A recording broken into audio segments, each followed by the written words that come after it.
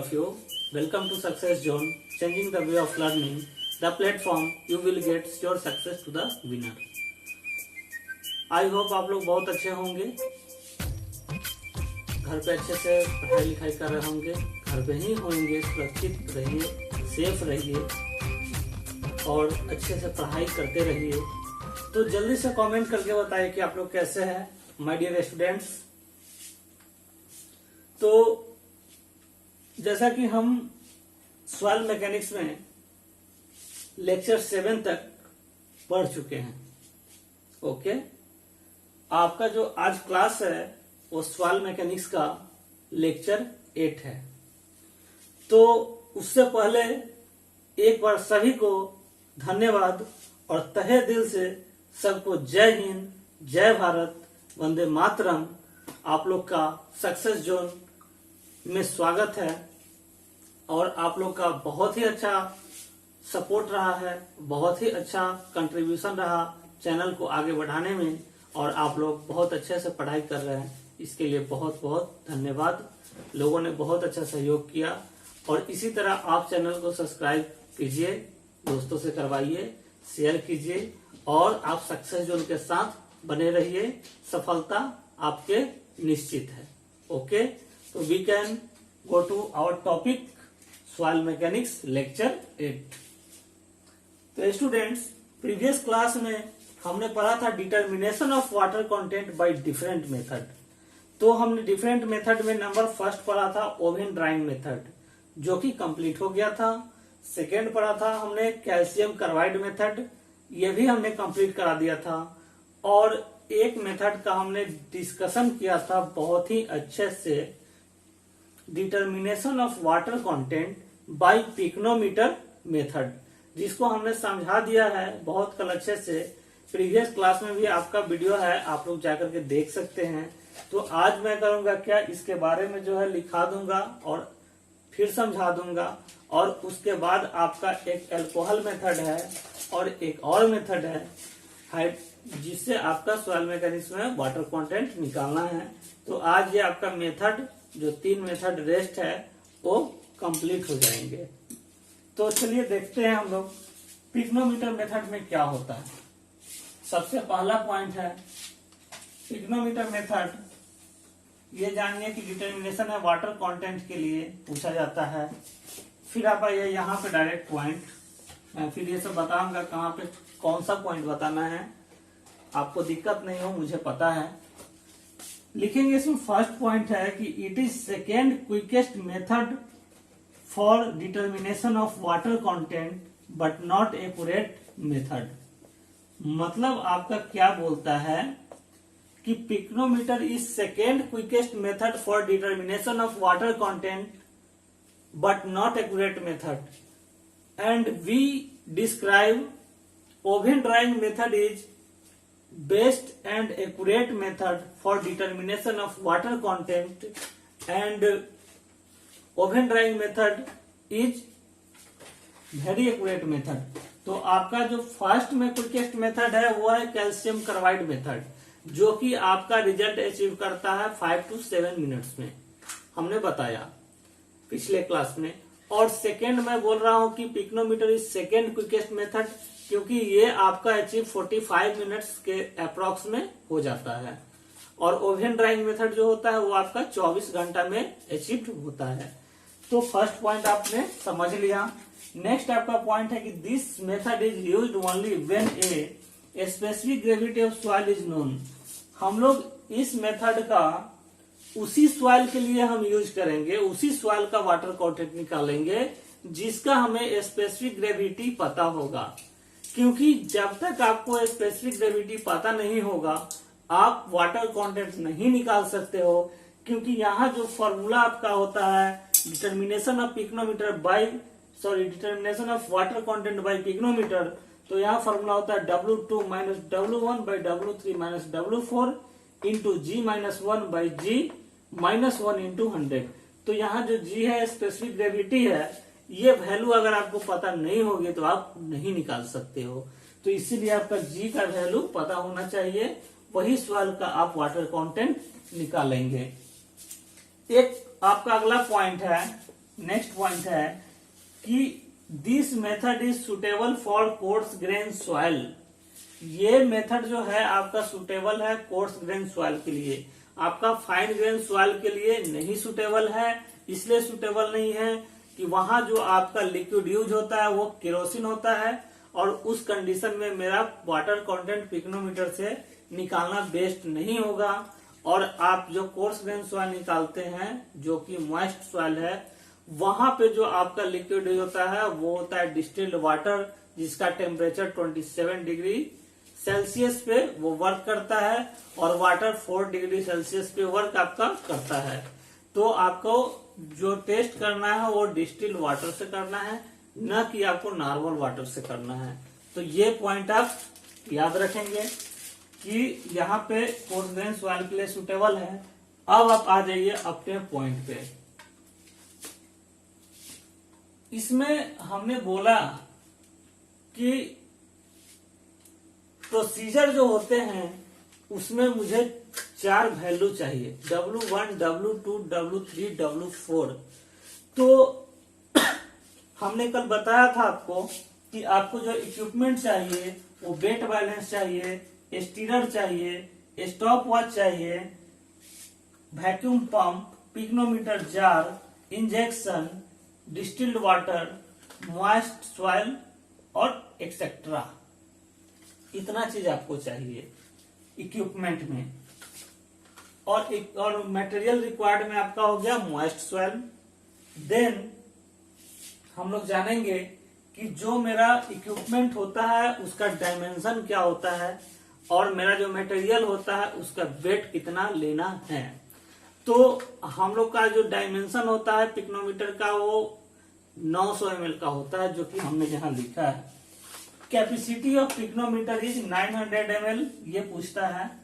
Next है in lab, लेकिन lab की अगर आप बात करते हो तो 900 ml कैपेसिटी का जो पिक्नोमीटर जार है उसमें जो आपका सॉइल होगा वो 400 ग्राम सॉइल होगा। देन 500 ml कैपेसिटी का जो पिक्नोमीटर है वहां पे जो आपका सॉइल उसमें होगा, जो टेस्ट करेंगे हम, वहां होगा 200 ग्राम सॉइल होगा। तो आपने ये किया, इतना आपको पता है कि कैपेसिटी एंड डायमेंशन क्या है। आपने इक्विपमेंट के बारे में पढ़ लिया, आपने कुछ पॉइंट पढ़ लिया। अब आप पढ़ेंगे क्या कि यहाँ पे W1, W2, W3, W4 में क्या है। तो हमने कल बहुत अच्छा से बताया है दोस्तों। तो W1 जो है मेरा एम्प्टी वेट ऑफ कंटेनर है। पहले क्या करेंगे, कंटेनर को हम, जो मेरा जार है मैं उसी को कंटेनर यहाँ पे बोल रहा हूँ, कंटेनर को हम पहले पानी से अच्छे से साफ करके, उसको कपड़े से साफ करके, फिर कॉटन से उसको अच्छे से हम ड्राई कर देंगे। ड्राई करने के बाद हम उसका वेट ले लेंगे, तो वो होता है W1 empty weight of container. Next W2 empty weight of container plus में मॉइस्ट सॉइल। अगर आपका कंटेनर 900 ml का है या 1000 ml का जो कंटेनर है उसमें मान लीजिए, तो अगर 1000 का कंटेनर है तो उसमें आप 400 ग्राम सॉइल ले लोगे, तो वो हो जाएगा आपका W2 मतलब empty weight of container plus moist soil. Then next होगा आपका W3 empty weight of container plus soil plus water. Soil भी होगा, वाटर भी होगा। नेक्स्ट W4 होगा empty weight of pycnometer plus full water. ये कंडीशन होगा।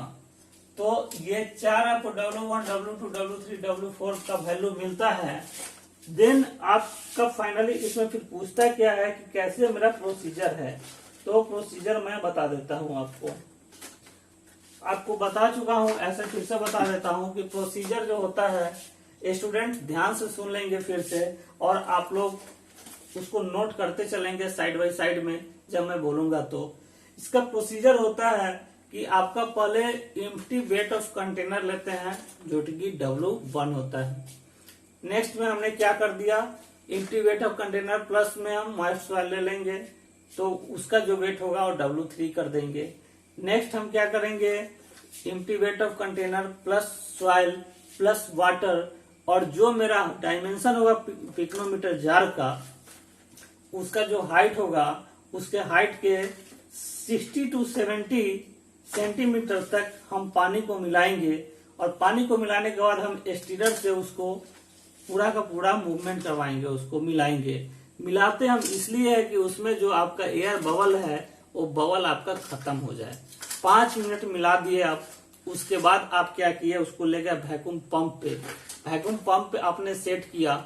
आपने वैक्यूम सेट करने के बाद आप उसको 30 मिनट तक आप उसको एयर को रिलीज करवाया। एयर को रिलीज करवाया और हर 5 मिनट के इंटरवल पे आपने क्या किया, उसको सेकिंग किया।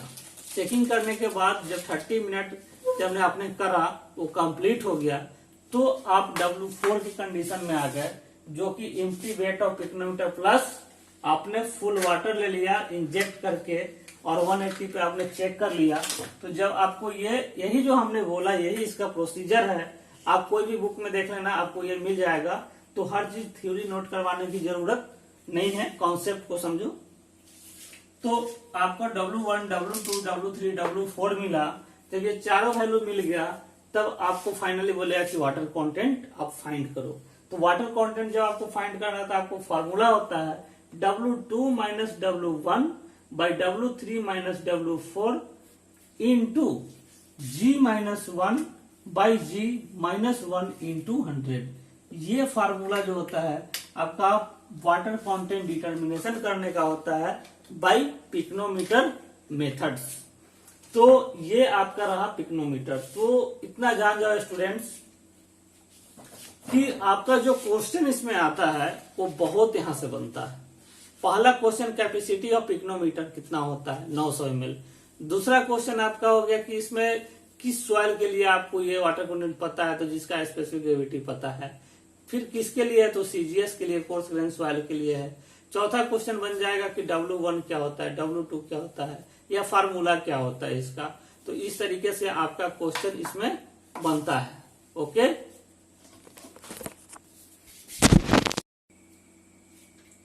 तो अभी आपने पिकोनोमीटर मेथड पढ़ा स्टूडेंट्स।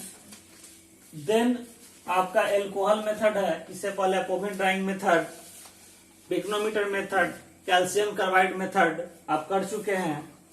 3 मेथड आपका और बचा है, alcohol method, sand bath method और रेडिएशन मेथड। ये 3 मेथड है। तो आपका वाटर कंटेंट का डिटर्मिनेशन कंप्लीट हो जाएगा। उसके बाद आपका कोर कटर से जो है वो पढ़ना है। तो देखेंगे आपका एल्कोहल मेथड क्या होता है।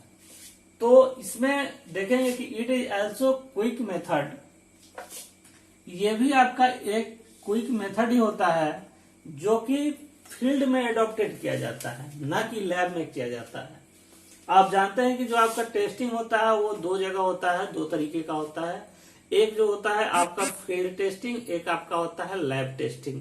तो ये जो एडॉप्टेड किया जाता है वो किया जाता है फील्ड में आपका, but it is quickest method. Next, in this method methyl spirit is mixed with the soil sample.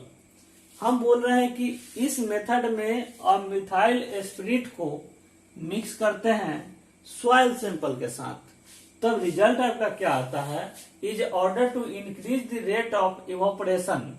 तो जब आप मिथाइल स्पिरिट को मिक्स करोगे सॉइल के साथ, तो जो आपका रेट होगा, ऑर्डर होगा इंक्रीज करने का, वो आपका इवोपरेशन का रेट बढ़ जाएगा during drying and then methyl ignited. कब तक, जब तक मिथाइल जो है वो आपका ड्राइंग नहीं हो जाता है और वो इग्निटेड के फॉर्म में, कंडीशन में नहीं चला जाता है, तब तक। तो ये जो होता है आपका मेथड, ये अल्कोहल मेथड कहलाता है। तो आपको क्वेश्चन यहां से ये आएगा कि फील्ड में सबसे क्विक मेथड कौन है, तो आप जानेंगे कि अल्कोहल मेथड है। नेक्स्ट क्वेश्चन आएगा इस सॉइल के साथ क्या मिलाते हैं, तो मिथाइल एस्पिरेटेड मिलाते हैं। तीसरा आपका क्वेश्चन आएगा इसका फार्मूला क्या होता है। तो इसका जो फार्मूला होता है वो W बराबर होता है W1 minus W2 by W2 into 100। This is the formula of determination of water content by alcohol method. Then next point, this method is very rapid but less accurate method. ये जो method होता है आपका बहुत ही fast होता है लेकिन कम accurate method होता है। तो ये था आपका एल्कोहल मेथड के बारे में। तो ये बहुत, ये नहीं कहें कि बहुत इंपॉर्टेंट है, लेकिन आपको नॉलेज पॉइंट ऑफ व्यू से ये भी जानना आपको जरूरी है। नेक्स्ट आप पढ़ेंगे sand bath method. Sand bath method क्या होता है सो जानिए। सैंड बाथ मेथड के बारे में कि it is quick field method, ये भी आपका फील्ड का ही मेथड है जो कि क्विकेस्ट मेथड ही कहलाता है। तो ये पॉइंट आप जानेंगे।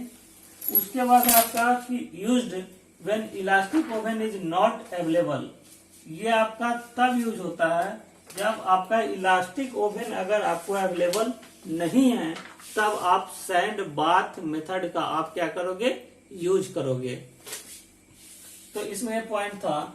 नेक्स्ट पॉइंट है कि soil sample is put in container and drawing placing it on the sand bath. मतलब बोला जा रहा है कि आपने सॉइल सैंपल को आप कंटेनर में रखोगे, रखने के बाद आप क्या करोगे, ड्राइंग करने के लिए छोड़ोगे, सूखने के लिए, तब आप क्या करोगे, इसको सैंड बाथ पे आप क्या करोगे, रख दोगे।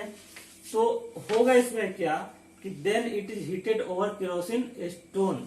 तो ये केरोसिन स्टोन के ऊपर क्या होगा कि ये हीटेड करेगा।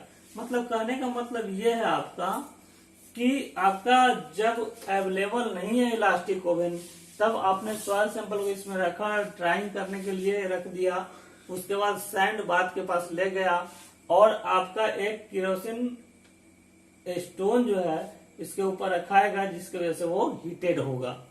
तो then next point, water content is determined similar to oven drying method.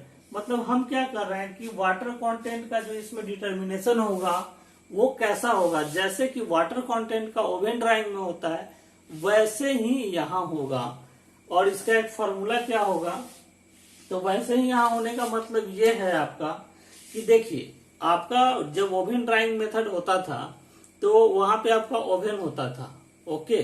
तो ओवन में क्या है कि वो एक क्लोज्ड ओवन होता था कि जब आप उसमें रखते थे इनऑर्गेनिक सॉइल को 105 से 110 डिग्री सेल्सियस के टेम्परेचर पे और क्लोज्ड कर देते थे फॉर 24 आवर्स, देन जो आपका सॉइल सैंपल था वो ड्राई हो जाता था, ड्राइंग हो जाता था मॉइस्ट सॉइल से।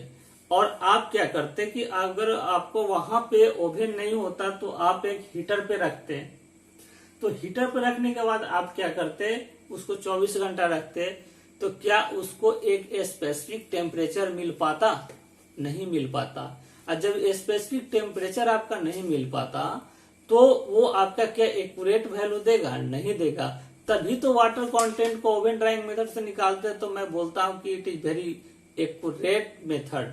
क्यों? क्योंकि आपने वहां ओवन का यूज किया, आपका पूरा का पूरा क्लोज्ड ओवन है, वहां बेटर रिजल्ट आएगा विथ रेस्पेक्ट टू हीटर। तो वहां पे आपका हीटर नहीं यूज है, लेकिन यहाँ पे आपका जब मानिए कि आपका ओवन नहीं है तो वहां पे आप क्या करेंगे, केरोसिन स्टोन की हेल्प से आप हीट करके और यहाँ से सैंड बाथ पे रख के ये आप निकाल सकते हैं सैंड बाथ मेथड। तो ये भी आपका जो है वो फील्ड मेथड है क्विकेस्ट, लेकिन आपका जो होना चाहिए एक्यूरेसी, वो एक्यूरेसी ये मेंटेन नहीं करता है।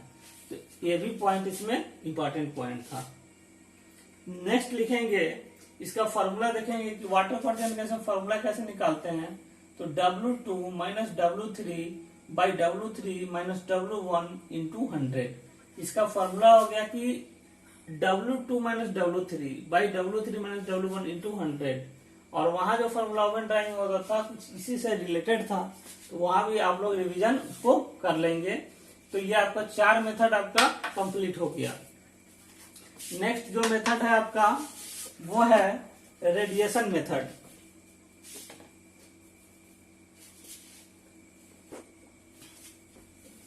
तो स्टूडेंट्स, नेक्स्ट जो आपका मेथड है वो है रेडिएशन मेथड। तो आपने अभी तक 5 मेथड पढ़ चुके हैं। सैंड बाथ से पहले हमने पढ़ाया, एल्कोहल मेथड पढ़ाया। नेक्स्ट है आपका रेडिएशन मेथड। इस मेथड में आपका होता क्या है, देखिए इसमें लिखता है कि this is an in situ method to determine water content of soil. यह एक इन सिटू मेथड है। इन सिटू मेथड का मतलब होता है आपका जो फील्ड में निकाला जाता है, कोई भी जैसे कि बिफोर डिटर्मिनेशन करना होता है तो वो होता है मेरा इन सिटू बोलते हैं। तो this method is an in situ method to determine water content of soil next है आपका in this method infrared radiation is used. इसमें जो आपका रेडिएशन यूज हुआ है, इंफ्रारेड रेडिएशन यूज हुआ है। नेक्स्ट है a radiating device is in this method radioactive isotope are use for find water content of soil.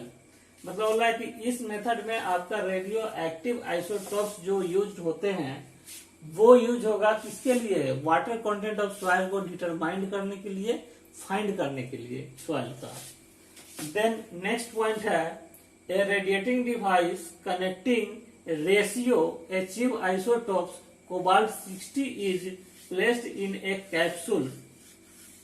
आपका जो रेडिएटिंग डिवाइस है जो कनेक्टिंग होता है रेशियो अचीव्ड आइसोटोप से, तो कोबाल्ट 60 आपका एक बीच में प्लेस्ड किया हुआ है जो कि कैप्सूल के फॉर्म में है, वो आपका प्लेस किया हुआ है। Are covered in a steel carrying, जो कि स्टील के साथ कवर्ड किया हुआ है जो कैरी करता है। एज शोन इन फिगर, बता रहा हूं फिगर में, full stop A steel case has a small opening on one side through which रे आर कम्स आउट। बोल रहा है कि ये आपको जो है कोबाल्ट 60 प्लेस्ड होता है एक कैप्सूल के फॉर्म में, जो कि आपको कैरिंग करता है आपका एक स्टील बैंड के साथ, जो कि आपका एक साइड जो है एक स्मॉल ओपनिंग ओपन रहेगा, जिससे कि आपका जो रे है वो आपका बाहर निकल सके। तो जब आपका जो इंफ्रारेड पड़ेगा वो बाहर निकले कैसे, एक तरफ का जो ओपनिंग है हम ओपन रखेंगे तो उससे आपका बाहर निकलेगा। तो क्वेश्चन बोलता है कि a detector is placed inside another steel casing be which also has a opening case that of a. आप समझिए कि आपका यहाँ पे सॉइल है, ठीक है, ये एक हो गया जीएल ग्राउंड फ्लोर, यहाँ आपका सॉइल है, ओके, और ये एक स्टील का बैंड लगा हुआ है जहां इसके साथ एक कैप्सूल जुड़ा हुआ है कोबाल्ट 60 का, ठीक है। कोबाल्ट 60 का दोनों तरफ आपका कैप्सूल जुड़ा हुआ है। और hydrogen atom of water in soil, होता क्या है कि आपका देखिए इंफ्रारेड सॉइल जो है, इंफ्रारेड जो है वो वहां से चला, वहां से जब वो चला तो एग्जाम्पल मान लीजिए कि गोलू की मम्मी गोलू को 100 रुपया देके भेजी, ठीक है।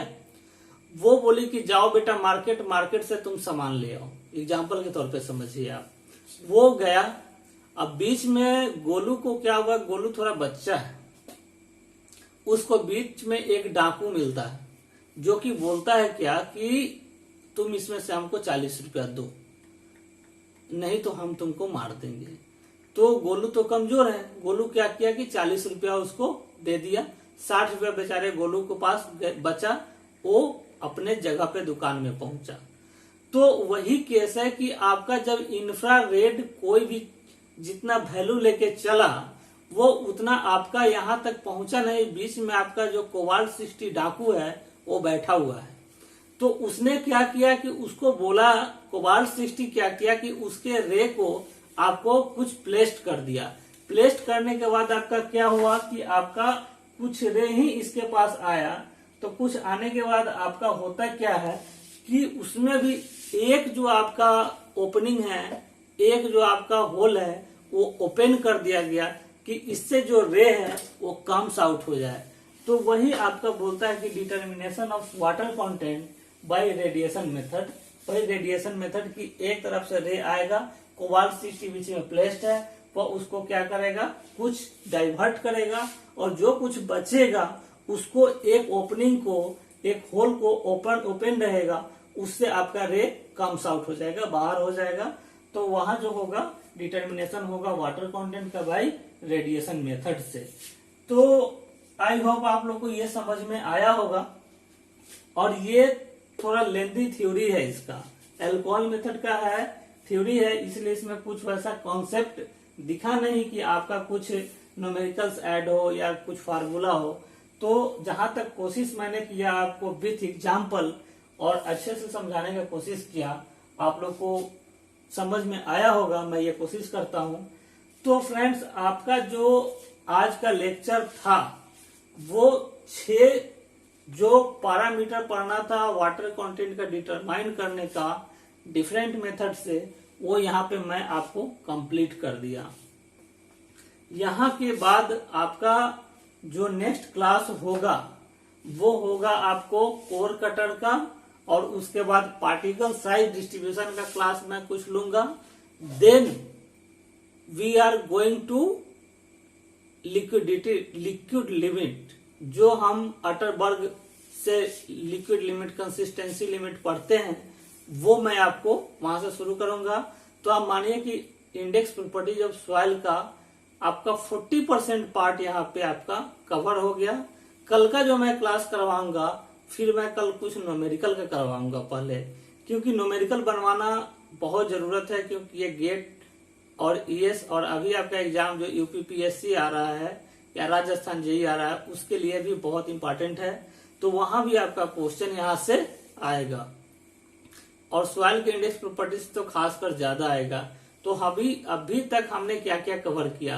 हमने इंट्रोडक्शन पढ़ा, बेसिक पैरामीटर पढ़ा, उसके बाद आपका 3 फेज सिस्टम पढ़ा, उससे रिलेटेड डेफिनेशन पढ़ा, इंपॉर्टेंट रिलेशनशिप पढ़ा, उसके बाद आप वाटर क्वांटिटी का डिटरमाइन करना पढ़े, न्यूमेरिकल्स पढ़े। काफी चीज आपको 8 लेक्चर के क्लास में काफी चीज समझ में आया, समझे? तो ये बहुत इंपॉर्टेंट था। और नेक्स्ट जो होगा कल मैं फिर आपको न्यूमेरिकल्स के साथ आऊंगा, इसलिए आप लोग फार्मूला को अच्छे से ध्यान में रखेंगे और उसको रिवीजन करेंगे। एक बात आप लोग नोट कर लो कि जो पढ़ रहे हैं उसका रिवीजन पर डे करते जाइए, उसका नोट्स अच्छे से बनाते जाइए, उसका फार्मूला कॉपी एक अलग रख के साइड से फार्मूला को लिखते जाइए। सेमेस्टर वाले भी अच्छे से इसको पढ़िए, क्योंकि आपका क्वेश्चन जो मैं गेस कर दूंगा या जो बताऊंगा वो मोर देन सफिशियंट होगा, वहीं से क्वेश्चन ज्यादातर आने के चांस होंगे। जब मैं सर्वेइंग का क्लास ले रहा था पिछले सेम में कॉलेज में, तो हमने सर्वेइंग में बच्चे को 12 क्वेश्चन दिए थे, और 12 क्वेश्चन दिए, और जो मैंने नोट्स पढ़ाया उसका 95% क्वेश्चन वहीं से आया। और एक खुशी की बात है कि 60 बच्चे में एक भी बच्चे सर्वेइंग में बैक नहीं लगा। तो जहां तक मुझे लगता है कि थोड़ा सा मुझे बस 2% मैं जानता हूं, मैं ये नहीं कहता हूं मैं 100 जानता हूं, लेकिन 1% भी थोड़ा सा पता है, 1% जानता हूं। तो कोशिश करता हूं आपसे सीखने का, आपसे भी सीखने का, अपने सीनियर से सीखने का, अपने टीचर से सीखने का, और कुछ सिखाने का, कुछ सीखने का आप लोग के साथ। तो चलिए, जो भी है अभी तक का सफर बहुत अच्छा है, आप लोग का बहुत अच्छा योगदान है, बहुत अच्छा कंट्रीब्यूशन है। तो ऐसे ही आप सक्सेस जोन के साथ बने रहिए, पढ़ते रहिए, और भी लोगों को शेयर कीजिए, सब्सक्राइब करवाइए अगर आपको चैनल अच्छा लगता है तो, और क्योंकि और भी लोगों का भलाई हो जाए। और देखिए, मुझे एनर्जी कहाँ से मिलता है? हर चीज विदाउट एनर्जी कोई भी काम ही नहीं होता, बॉडी ही आपका जवाब नहीं देगा कि आप काम करो। मुझे एनर्जी मिलता है लाइक से, कि मैंने जो मेहनत किया वो कितना बजे रात में किया, मैं कैसे वीडियो को बनाता हूँ, कैसे वीडियो को अपलोड करता हूँ, वो मुझे मेहनत पता है। इसलिए मुझे उस चीज से खुशी मिलती है कि आप लोग को पढ़ने का एक अच्छा कंटेंट मिल जाता है, और आप लोग लाइक करते हैं, तो इससे मुझे एनर्जी मिलती है। तो प्लीज लाइक को बढ़ाइए, लाइक बहुत कम आ रहे हैं, और लाइक को लाइक करके डिसलाइक जो कर देते हैं, एक्चुअल रीजन क्या है वो मुझे कमेंट करें, मैं उनका कमेंट का वेट कर रहा हूँ। और जो सब्सक्राइब करके अनसब्सक्राइब करते हैं, वो भी, उनका भी मैं वेट कर रहा हूँ कि वो भाई कौन है, उनको क्या हमसे प्रॉब्लम हो रही है, आखिर मेरे मेहनत में कहाँ कमी उनको नजर आ रही है। ये सिर्फ बोर्ड ही तो छोटा है, बाकी जो मैं कॉन्सेप्ट बोल रहा हूँ वो कहाँ से कम है, या मैं जो लिखा रहा हूँ क्या वो नहीं दिखता है? तो मैं कोशिश कर रहा हूँ, लॉकडाउन है, मैं अमेजोन पे ऑर्डर कर चुका हूँ बोर्ड का, कैमरा का, जो भी इसमें रिलेटेड है। तो आप लोग सपोर्ट कीजिए, साथ दीजिए, और अच्छे से पढ़ाई कीजिए। तब तक के लिए सबको एक बार जय हिंद, जय भारत, वंदे मातरम। Okay, thank you.